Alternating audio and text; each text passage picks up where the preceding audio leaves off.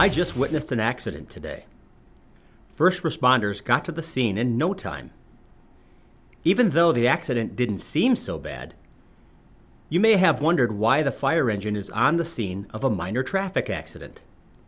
I say minor because the car was off the road, but no major injuries or anything. So why is the fire engine there? The engine places itself in between the accident victims and the traffic. This is to offer both protection and privacy for those in distress.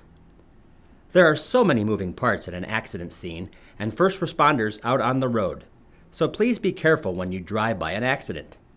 First responders are putting their safety at risk, being out on the road like that for others, and would appreciate our patience when driving through.